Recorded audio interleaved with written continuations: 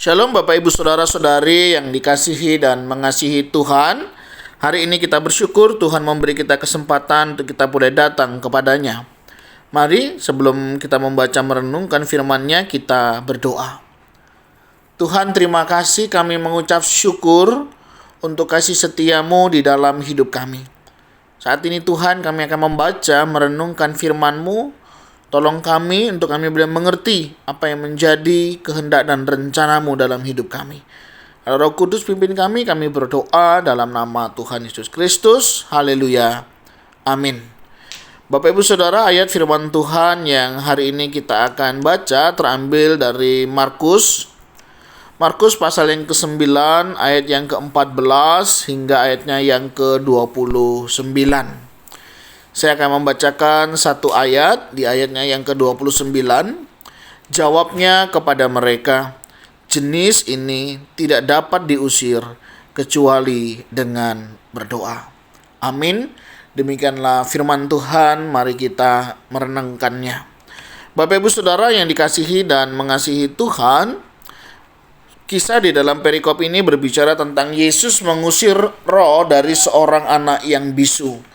Jadi ada anak ya begitu, dia itu bisu ya dan tuli.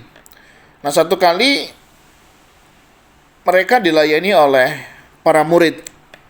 Tetapi anak ini tidak mengalami kesembuhan. Sehingga akhirnya Yesus datang menjumpai mereka begitu ya. Yesus datang ya menjumpai mereka, Yesus yang menghampiri begitu. Dan kemudian Yesus bertanya, apa yang kalian persoalkan? Apa yang kamu persoalkan dengan mereka? Sehingga kata seorang dari orang banyak itu, Guru, anakku ini kubawa kepadamu, karena ia kerasukan roh yang membisukan dia.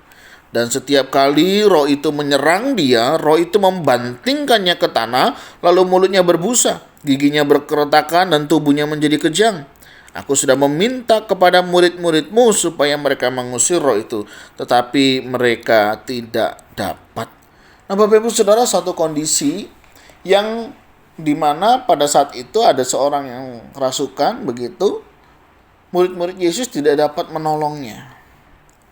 Nah, beberapa penafsir, beberapa orang berpendapat bahwa ya karena apa yang dilakukan oleh muridnya berbeda dengan yang Yesus lakukan. Bisa karena ketidakselarasan yang seharusnya dikerjakan, sehingga Yesus harus turun tangan. Dan memang benar, kemudian Yesus itu turun tangan ya. Di kalimat terakhir di dalam perikop ini yang makanya tadi saya baca begitu ya, jenis ini tidak dapat diusir kecuali dengan berdoa.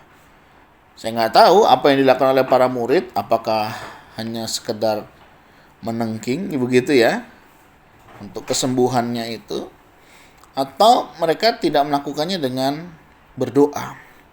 Karena di dalam beberapa terjemahan yang lain begitu, Yesus berkata kepada mereka, jenis ini tidak dapat keluar ya, kecuali dengan doa dan puasa. Ada juga terjemahan yang lain, roh jahat semacam itu tidak dapat diusir dengan cara apapun selain dengan doa. Ya, ada terjemahan yang lain, roh jahat semacam itu hanya dapat diusir dengan doa. Artinya Yesus berdoa ya, dan akhirnya si anak itu kejang-kejang dan selanjutnya seperti kaku, seperti orang mati, dan orang berpikir dia sudah mati. Ternyata itu proses kesembuhan yang Yesus kerjakan. Nah, Bapak Ibu Saudara, ada banyak cara sih memang ya kalau saya perhatikan cara-cara penyembuhan di dalam Alkitab. Tidak selalu sama ya. Dan ini uniknya karena kesembuhan ya itu adalah berkat anugerah dari Tuhan. Kita bisa sembuh dari penyakit apapun kita percaya ketika kita menyerahkan hidup kita kepada Tuhan. Tadi dikisahkan Yesus berkata kepada orang tua atau keluarga dari orang yang sakit ini begitu ya. Dan Dia berkata, dan sekali jawab Yesus, katamu jika engkau dapat, tidak ada yang mustahil bagi orang yang percaya. Segera ayah anak itu berteriak, aku percaya. Tolonglah aku yang tidak percaya ini. Menarik Bapak Ibu Saudara ya. Ada sebuah pengakuan dari ayahnya ya. Aku percaya, tolonglah aku yang tidak percaya ini. Bisa jadi ya, awalnya orang ini tidak percaya. Sehingga kalaupun muridnya yang mengerjakannya, ada timbul keraguan-raguan. Nah, siapalah? Lah baru muridnya. Kan begitu saudaranya. Tetapi ketika dia percaya, luar biasa. Mujizat terjadi. Tidak ada yang mustahil bagi orang yang percaya, bukan? Nah, Bapak Ibu Saudara, hari ini sebagai orang yang percaya, maukah kita mempercayakan hidup kita kembali kepada Tuhan? Alami Tuhan dan rasakan lawatan yang daripada Tuhan. Saya tidak tahu sakit penyakit apa yang saat ini sedang kita alami. Tapi marilah kita serahkan semuanya kepada Tuhan.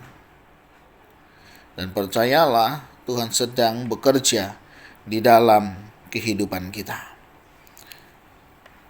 Jika ada di antara kita yang hari ini mengalami satu sakit penyakit, datanglah kepada Tuhan. Tuhan sanggup menjamah, memulihkan, dan menyembuhkan kita. Jika engkau sedang mengalami pergumulan, percayalah Tuhan yang akan menolong dan memampukan kita melewati setiap pergumulan yang Tuhan izinkan terjadi di dalam hidup kita. Percayalah, karena setiap orang yang percaya, tidak ada yang mustahil. Tuhan bisa mengerjakannya ketika kita menyerahkan segala sesuatunya kepada Tuhan. Tuhan, ajar kami terus percaya kepadamu. Terkadang situasi kondisi membuat kami ragu akan Engkau, sehingga kami pun tak mendapat apa-apa, sehingga kami pun tidak lagi hidup sungguh-sungguh kepadamu. Saat ini Tuhan, kami mau menyerahkan seluruh kehidupan kami ke dalam tangan-Mu. Ajar kami Tuhan untuk tetap percaya, berserah hanya kepadamu saja. Berkati ya Tuhan, kami serahkan hidup kami.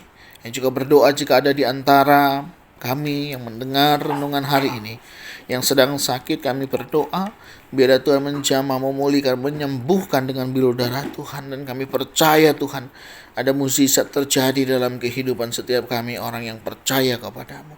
Jika ada di antara kami sedang mengalami permasalahan, pergumulan kehidupan, usaha, pekerjaan, rumah tangga, kami juga berdoa, kiranya Tuhan juga yang menolong sehingga kami bisa melewati masa-masa yang sulit ini. Tuhan, terima kasih. Ini doa seru kami. Kami mohonkan berkat-Mu atas kami di dalam nama Tuhan Yesus Kristus. Haleluya. Amin. Bapak Ibu Saudara, demikianlah renungan kita. Kiranya Tuhan Yesus memberkati kita sekalian. Shalom.